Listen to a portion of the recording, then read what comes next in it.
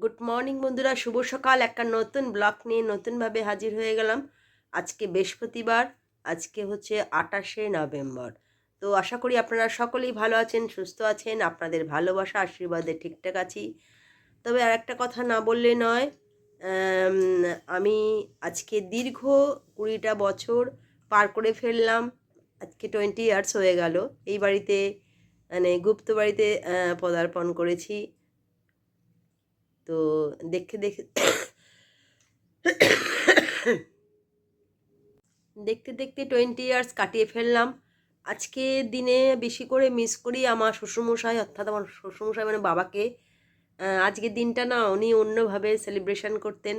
মানে অন্যভাবে মানে কি, মানে আজকের দিনে বাবা ভালো মন্দ রান্নাবান্না করার জন্য ব্যবস্থা করতেন, সমস্ত কিছু আনাতেন। সে পরবর্তীকালে আমি রান্না করতাম বা তার আগে আমাদের রান্না দিদি ছিল, রান্না দিদিকে রান্না করিয়ে আশীর্বাদ হিসাবে উনি একটা কিছু টাকা দিতেন, বলতেন কিছু কিনে নাও। আর সন্ধেবেলাও মিষ্টি আনাতেন সবাই মিলে ঘরে, বাইরে না কিন্তু আমরা ঘরের মধ্যেই, বাবা, আমি, আমার হাজবেন্ড, ছোট্ট ছেলেটাকে নিয়ে আস্তে আস্তে তখন থেকে প্রতি বছরই বাবা করতেন। আজকে দিনে এসে 2014 তো বাবা আমাদের ছেড়ে চলে গেছেন, কিন্তু তারপর থেকে আমরা আমাদের মতন ঘর ঝুঁকে যেরকম করি, কিন্তু সবার আগে বাবার কথা আমাদের খুব মনে পড়ে, আমার হাজবেন্ডের। কারণ উনি থাকলে একটু অন্যরকমভাবে আনন্দটা হতো, ঘর যোগে হলেও একটা অন্যরকম বেশ। কিন্তু আজ ছেলে একটু একটু বড় হয়ে গেল, ছেলেরও 18 বছর হয়ে গেল। তো তার কথা ভেবে একটু ছোটোখাটো আমরা হয়তো বাইরেতে কিছু খাবার এনে খেলাম, এর বেশি বা সকালবেলা গিয়ে ঠাকুরের কাছে পুজো দিতে যাব, এই এখনই কারাকটা খেয়েই স্নান টান করে চলে যাব ঠাকুর কাছে পুজো দিতে। তো পুজো দিয়ে এসে তারপরে আমাদের সকালবেলা ঘর ঝুঁকে যেমন রান্না হয়, রাতের বেলা অনেকে আগে হোটেলে যেতাম, কিন্তু এখন আর সেটা করি না, খাবার এনে নিজেরাই বাড়িতে খাই। এইভাবেই চলে যায়। দেখতে দেখতে 20 ইয়ার্স চলে এলাম শ্যামনগর ছেড়ে চুচুড়ার বুকে। তো সামনে আর একজন বসে আছে, সে কিছু। গুড মর্নিং সবাইকে। আজকে একটা বিশেষ দিন আপনাদের সবাইকে জানাচ্ছি, কারণ আজকে আমাদের 20 সবাই বছর। আশীর্বাদ করুন। সবাই আশীর্বাদ করুন যে আমরা যেন ভালোভাবে আরো সুন্দরভাবে জীবনটা কাটাতে পারি এবং ছেলেও যেন সুস্থ থাকে, ভালো থাকে। হ্যাঁ, এটাই আপনাদের কাছে কাম্য। কিছু চাই না, সুস্থ থাকি, ভালো থাকি, এর বেশি কিছু চাই না। এবং ও লেখাপড়া করে আরো বড় হোক, এটাই বলতে চাই। ব্যাস। আর যেখানেই যারা যারা থাকুন প্রত্যেকে আমাকে আশীর্বাদ করুন আমাদের দুজনকে, যে আমরা যেন সুস্থ এবং ভালো থাকি। ব্যাস।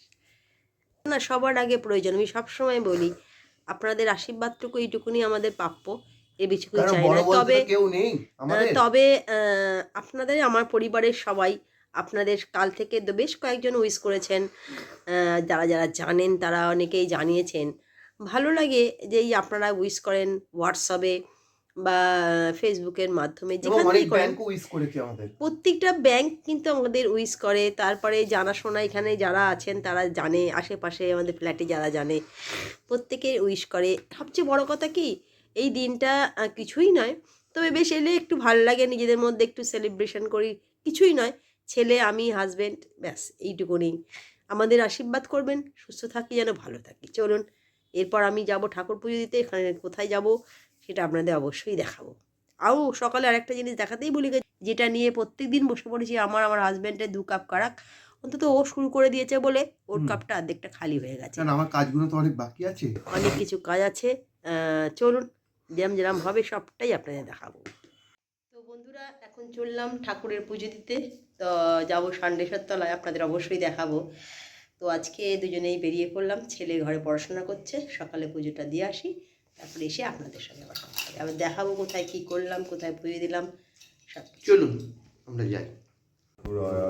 আজকে গেছিলাম সান্ডেশ্বর তলায় পুজো দিতে, কারণ আজকে আমাদের বিবাহবার্ষিকী। 20 বছর হয়ে গেল। তো প্রতি বছরের নয়, এবছরে তার কোনো ব্যতিক্রম হয়নি। এবছরে সান্ডেশ্বর তলায় গেছিলাম, ঠাকুরের কাছে পুজো দিলাম আমাদের নামে। প্রতি বছরই দিই।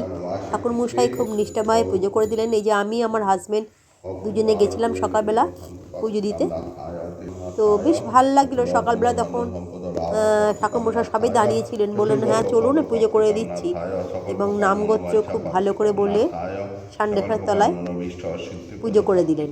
তারপর এখান থেকে আস্তে আস্তে আমার মা কালীর ঘরেও গেলাম, কিন্তু ঠাকুরমশাই বেশ নিষ্ঠাবানভাবেই পুজো করে দিলেন। ভালো লাগে আমার সান্নেশ্বর তলাতে এই কারণেই যে এখানে ফাঁকায় ফাঁকায় ভালো করে পুজো করা যায়, আর ঠাকুরমশাই খুব সুন্দর করে কিন্তু পুজো করে দেন। ভালো লাগলো, তাই আপনাদের সঙ্গে একটু শেয়ার করলাম। কারণ আজকের দিনটা একটা স্পেশাল দিন, সেখানে ঠাকুর কাছে যাব না এটা হতেই পারে না। ঠাকুরের কাছে কিছুই চাই না, শুধু তাই ঠাকুর যেন ভালো রাখে, সুস্থ রাখে। এই যে আমার হাজব্যান্ড দূর থেকে ঘন্টা বাজিয়ে মা কালী ঘরে ঢুকে পড়লাম পুজো দেওয়ার জন্য। এটা হচ্ছে সান্নেশ্বর তলার মা কালীর ঘর। আমিও আস্তে আস্তে এগিয়ে যাচ্ছি, কেন আমি একটু ঘন্টা বাজিয়ে সামনের দিকে এগিয়ে গেলাম। ঠাকুর মশাই, মা কালী সকলের ভালো রাখুক, সুস্থ রাখুক, এই বলেই ঠাকুরের কাছে সবসময় প্রার্থনা করি। ভগবান যে যখন কিছু চাই সেটা হচ্ছে সবাইকে ভালো রাখে এবং আমাকেও যেন ভালো রাখে। সুস্থ সবল শরীর থাকলে সব কিছু করতে পারবো। এই যে আমরা দাঁড়িয়ে মাকে এই কথাই বলছিলাম মনে মনে, যে মা জগতের সকলের ভালো করো, আমারও ভালো করো। ঠাকুরমশাই এখানে সুষ্ঠুভাবে নামগোত্র দিয়ে পুজো করে একটু ঠাকুরের সিঁদুর এবং ফুল বেলপাতা দিলেন। যে বাড়ির ছেলেটাও আছে, কাল থেকে পরীক্ষা, তার জন্য নিয়ে এলাম। এইবার এখানেও মানে মা কালীর ঘরেও খুব সুন্দর করে কিন্তু পুজো করে দিলেন নাম গোত্র বলে। ভালো লাগলো, এখানে গেলে মাঝে মাঝে যাই। খুব একটা এখন পরীক্ষা বলে যাওয়া যাচ্ছে না, ছেলের পরীক্ষা, স্টুডেন্টদের পরীক্ষা, তবে সময় পেলে আমি এখানে যাই। জানি না কেন আমার বেশ অন্যরকম লাগে, তাই যাই। তাই আপনাদের সঙ্গে একটু শেয়ার করলাম। সকালবেলাটা শুরু করার আগেই ঠাকুরের কাছে একটু প্রণাম জানিয়ে এলাম। এবার আমি দেখাচ্ছিলাম গঙ্গার ঘাটের দিকে একটু এলাম, সেখান থেকে আমি সান্নেশ্বর তলাটা পুরো দেখানোর চেষ্টা করছি। অন্য সময় প্রচুর লোক সমাগম থাকে, তখন তো সকাল, আর তখন কোনো একটা জায়গায় বিয়ে করে একটা মানে নতুন বউ আর বর এখানে আসবে বলে এখানে তার সরঞ্জাম চলছে। মানে যেই বিয়ে করে আসুক না কেন সান্নেশ্বর তলায় প্রণাম করে তারপরে যায়। এটা হচ্ছে ওলাইচণ্ডী তলার মার ঘর, যেখানে আমি প্রতিবারেই গেলে এখানে যাই। এখানেও একটু গেলাম, ঠাকুরকে প্রণাম করলাম, তারপরে গঙ্গা মায়ের কাছে এলাম। দূর থেকে বর্ষা পড়েছে, যত দূর দেখতে পাচ্ছি চারিদিকটা গঙ্গার এপার থেকে একদম নৈহাটি ভাটপাড়া পুরোটাই কিন্তু কুয়াশায় ভরে গেছে। এখান থেকেও দেখাচ্ছি যে সান্নেশ্বর তলার কাজ কিন্তু তখনও চলছে। জানি না এই কাজ কবে শেষ হবে, মানে অনেক দিন হলো তো, সেসব জায়গাগুলো একটু ভেঙে গেছে, সেগুলো কাজ চলছে, সেটা দেখানোর চেষ্টা করলাম দূর থেকেই, গঙ্গার পাড় থেকে সেটা দেখানোর চেষ্টা করলাম। এবার দেখছেন দূর থেকে এই যে এই গাড়িটা করে নতুন একটা বর এবং বউ এসছে সান্নেশ্বর তলায় মা কালীর ঘরে প্রণাম করার জন্য। আমি ওখানে দাঁড়িয়েছিলাম, তাই আর একটু লোক সামলাতে পারলাম না। নতুন বর বউ ঠাকুর দর্শন করতে আসছে, সেটা আমি নিজেও একটু দেখলাম এবং আপনাদেরও দেখানোর চেষ্টা করলাম। আজকে 28 তারিখে, এই দিনে আমারও নতুন বিয়ে হয়ে আমি চুঁচুড়াতে এসছিলাম। আর এই যে ছেলেটাকে দেখছেন, এও 24 তারিখে নাকি শুনলাম এনাদের সাথে কাজ করে এসছে। আবার কালকে বরযাত মানে বউ ভাত সেরেই নাকি ওয়াইফকে নিয়ে চলে যাবে যেখানে চাকরি করে সেখানে। বেশ ভাল লাগলো নতুন বউ বরকে দেখে। আমার দীর্ঘ 20 বছর আগেকার কথা মনে পড়ে গেল। আমিও একদিন নতুন বউ হিসেবে চুঁচুড়ায় পদার্পণ করেছিলাম। এদের দেখে আজকের দিনটা বেশ ভালো লাগলো, অন্যরকম লাগলো।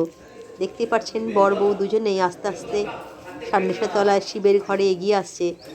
আমি একটু দেখালাম, আপনাদেরও দেখালাম। গেল সান্নেশ্বর তলায় গিয়েছিলাম, আপনাদের দেখালাম। ওখানে একটা নতুন বর বউ এলো, সেটাও দেখালাম। মানে এখানে বিয়েটা হলে না ঠাকুরকে প্রণাম করে যেতে হয়, তাই সান্নেশ্বর তলায় বর বউ এসে প্রণাম করে গেল দেখলাম, তাই আপনাদের একটু দেখালাম। ভালোই হলো সকালটা আজকে ঠাকুরের প্রণাম করে ঠাকুরকে পুজো দিয়ে দিনটা শুরু করা গেল। আজকে একটা অন্য দিন বলে ভগবানের কাছে প্রার্থনা করলাম, শুধু সকলকে ভালো রেখো, সুস্থ রেখো, এর বেশি ঠাকুর কাছে আর কিছু যাই না। চলুন এবার একটুখানি ছেলের জন্য আজকে আর কিছু করিনি।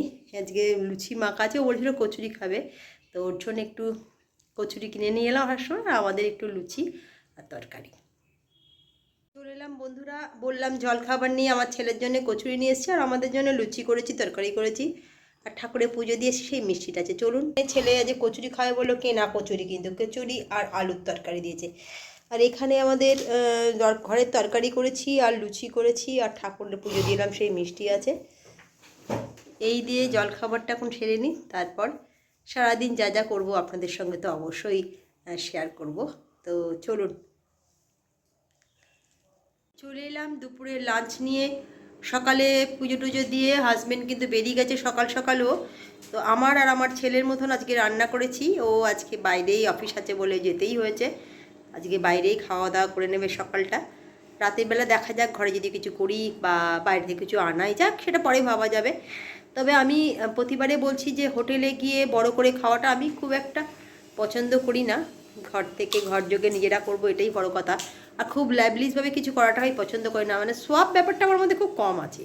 এতে যদি কিছু মনে করেন তো কিছু করার নেই। লোক দেখানোর ব্যাপারটা আমি ঠিক পছন্দ করি না। যেটুকুনি আমার পক্ষে সম্ভব, আমি যেটুকুনি পারবো সেটুকুনি, ব্যাস।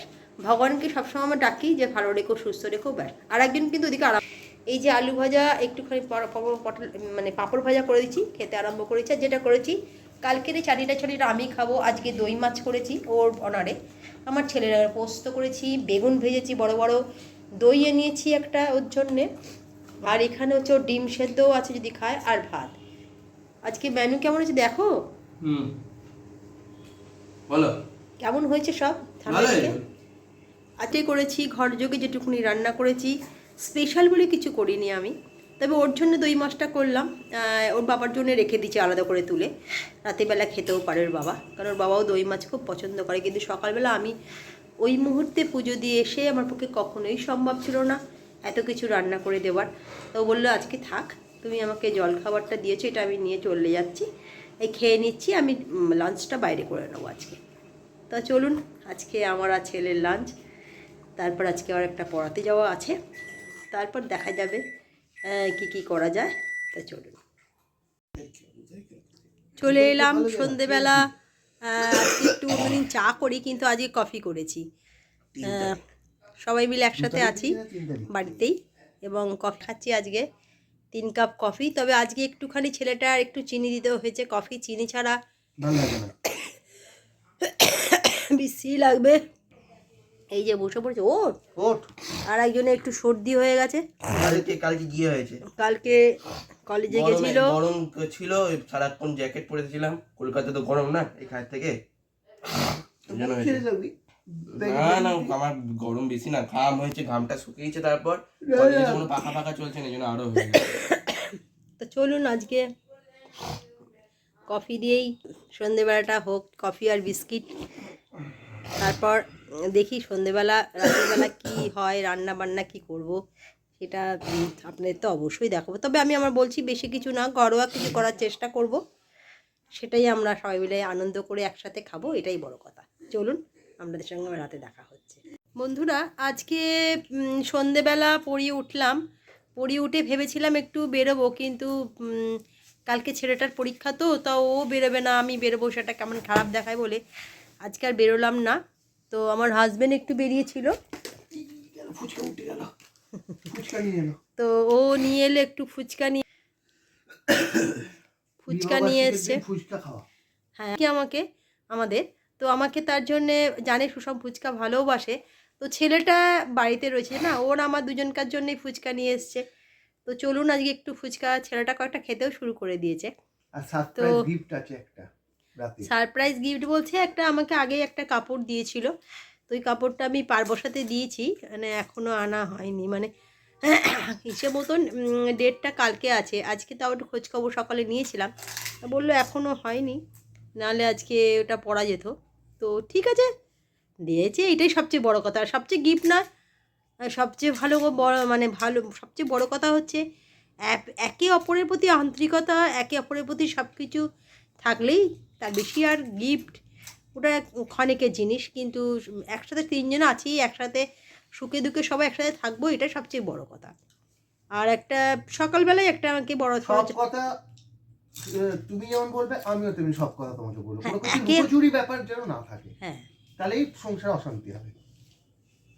না সেরকম কোনো আমাদের মধ্যে ব্যাপারও নেই।